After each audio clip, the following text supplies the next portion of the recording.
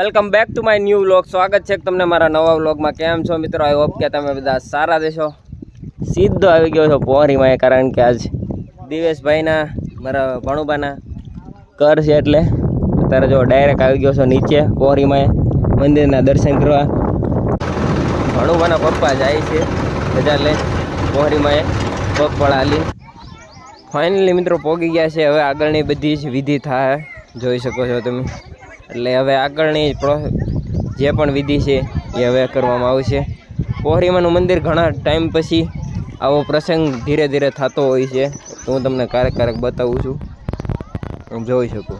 પીયુબેન પોહરીમાં દર્શન કરવા આવ્યા છે.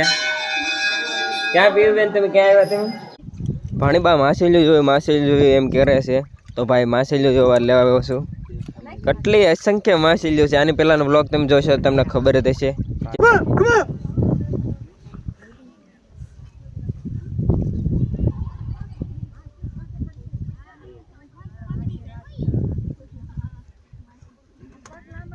ભણુબાને લટ કાપવાનો સમય થઈ ગયો છે. તમારી ભાષામાં કહું તો કરવાની વિધિ કહી શકો તમે આને. દિવેશ શું લીધું? હે જીસીબી લીધી? હે જીસીબી લીધી એમ કહું? હા રમકડા લેવા છે ભાઈ એને. આમ જો રમકડા લેવી જો.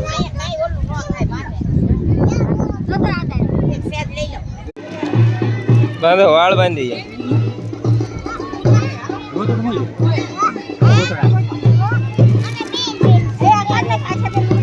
રોય કરતો તારો જો આમ વાળ હવે બાંધે છે. બાંધવા જ ન દેતો. લેટ હમણાં જ લીધી છે ભાઈ ને. જીસીબી લેવી હતી તો લીધી છે.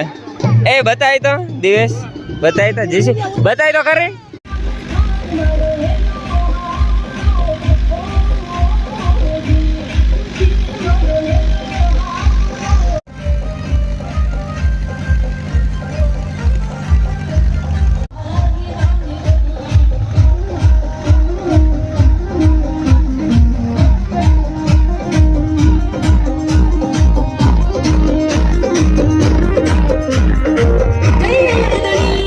એક અચાનક માટવામાં હાઈવે લઈને આવ્યા. વિચાર કરો કવડો મોટો ટ્રક છે, ખાલી સામાન જ તેટલો છે ને, જરી એક બોગી ભરાય એટલે.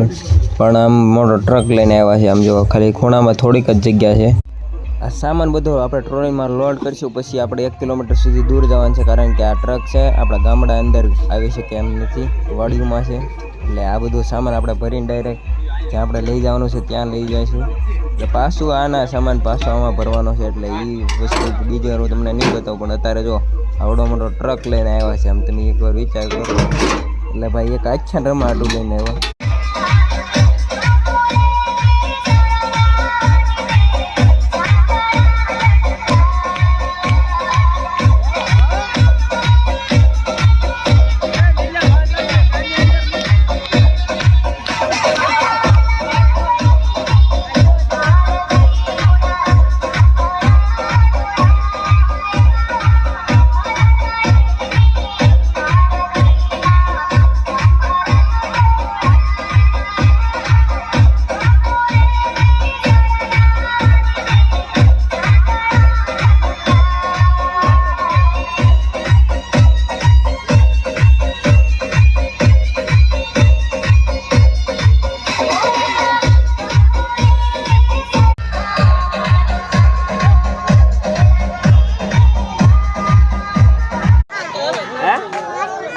ગાડીમાં હે બતાય તો ક્યાં લેટ લીધી? આ લીધી થી રામાપીર બાપાનું સ્ટેજ શણગારવાની શરૂઆત કરી દીધી છે. માઇક ને બધી જ વસ્તુ જેટલું સેટઅપ આવે છે બધું જ ધીરે ધીરે હવે આ બધું લગાડવાની શરૂઆત કરી દીધી છે. તો એકાદું ક્લિપ તમને બતાવી દો. આમ જો સામાન જો આપણે ટ્રોલી ખાલી કરી નાખી છે. આ સાઈડ આ બધું સામાન બધો પડ્યો છે આ બધાનો. એટલે એ ધીરે ધીરે બધી જ વસ્તુ થાય. આ તમે જોવો છો એ ખાલી લાઈવનો જ તે સેટઅપ છે. આ બધું ખાલી આ એટલો સામાન છે લાગેલો છે ને, એ ખાલી લાઈવ માટે જ છે. એટલે તમે વિચાર કરો આ કેટલાનો છે. મેં એને પૂછ્યું તે ભાઈ બને સાચું તો મને ના કીધું, પણ એ કે અંદાજ એ કે ઓછામાં ઓછું એ કે 1.5 લાખનું છે, વધારે પણ હોઈ શકે. તમે જુઓ ખાલી કઈ રીતના છે અંદર, અહીં કેટલી વસ્તુ ગોઠવે છે એમ તેમ વિચાર કરો. આ જેટલી પણ સેટઅપ છે આખું તમને દેખાય, એ બધી જ વસ્તુ વિશે મેં ભાઈબંધ પાસેથી બધી જ માહિતી લીધી છે, એટલે આપણે પણ લાઈવ કરવાનું છે. જો તમારે જોવું હોય તો કોમેન્ટ કરી દેજો.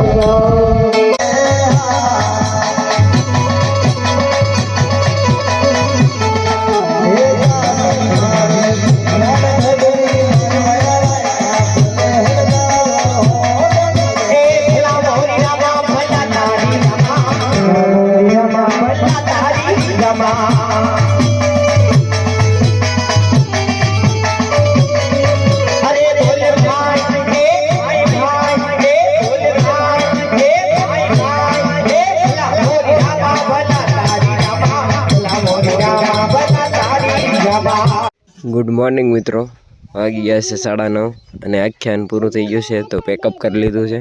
અવાજ થોડોક બેસી ગયો છે, આખું આખ્યાન જોયું હતું.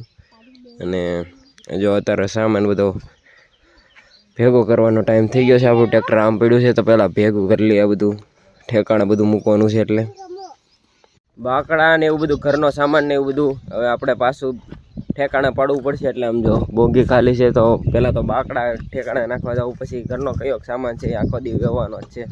સવાર પડી ગઈ છે, સવારમાં આવા કામ કરી છીએ તો પહેલાં કામ કરી નાખી, બધા પતાવી સામાન ભરીને ખાલી કરવા આવ્યા છે. તમને બતાવું કેટલો સામાન ભર્યો. પહેલાં તો સવારમાં હજી આપણે દાંતણ ને એવું કાંઈ કર્યું નથી, મોઢું નથી જોયું, આમનો બ્લોગ બનાવું છું. એટલો સામાન ભર્યો. આમ ઘરનો બધો સામાન આવી ગયો જે રસોઈમાં ઉપયોગ થાય. આ ગાડલા ને એવું છે, એની હેઠે બાકડા છે. તમને ઓલી સાઈડથી બતાવું. સવારમાં ભાઈ કલાકથી 1.5 કલાક આમાં જ લાગી આ સામાન બધો ઓલો કરવામાં. રસ્તામાં છે ભાઈ, અહીંયા આપણે ખાલી કરવાનો છે અહીંયા. અને થોડાક દિવસથી તો કંઈ શેડ્યુલ બરોબર નથી, કારણ કે 5 દિવસ તો ઘરની બહાર જ છું. કારણ કે પહેલાં તો આપણે થળસર યજ્ઞ હવન હતો, એટલે અહીંયા તો થોડાક દિવસથી માંડવો હતો, એ તમે જોયું છે. એના પછી 2 દિવસ નોરતા હતી તો એ જોવા ગયો હતો. પછી બીજા દિવસે આપણા ભાઈ ઘરે તે પિથોરગઢ આપણા ગામમાં તે આખ્યાન હતું, એ જોવા ગયો હતો. આજ પાછું કંટાળે આખ્યાન હતું. કટકે એટલે બનાવવું છે, કારણ કે રસ્તામાં બધા ભાઈ વાહન આવે છે ઘડીએ ને ઘડીએ. થોડાક દિવસથી ઘરના કામ ને બધું બાકી છે. થોડાક દિવસથી તો બહાર જ છું, એટલે આ બધા પ્રસંગ બધા સંભાળું. એના પછી ઘરના બધા કામ કરવા પડશે. અને સાથે સાથે આ વ્લોગે બનાવતો જાઉં છું. મને થોડોક ટાઈમ મળે છે, એટલે વ્લોગ એટલા બધા સારા તો નહીં બનાવતો, કારણ કે ટાઈમ નથી મળતો. પણ થોડુંક સ્વીકાર લેજો ને જાતું કરી દેજો, જેવા થાય એવો બનાવું છું. એટલે થોડાક દિવસથી એમ જ છે. એડિટિંગ ને એ બધું કાંઈ બરોબર થાય નહીં, અને ક્લિપે તે બરોબર બધી ઉતરી નથી, એટલે થોડુંક આડોળું થઈ ગયું છે. એટલે થોડુંક જાતું કરી દેજો. જોવી છીએ હવે ફટાફટ આ બધા કામ પતાવું છું. બપોર થઈ જાય, હજી ખાલી નાખ્યું ને આ ગાડી તમે જોવો છો, આપણું ટ્રેક્ટર ધક્કા ગાડી થઈ ગયું છે. થોડાક દિવસે હાંક્યું ને એટલે બેટરી ઉતરી જાય, એટલે આમ શરૂ છે કલાકથી, એટલે એ આપણે નુકસાન છે. આખ્યાન બહુ મસ્ત હતું. ભાવનગરથી રમવા આવેલા હતા.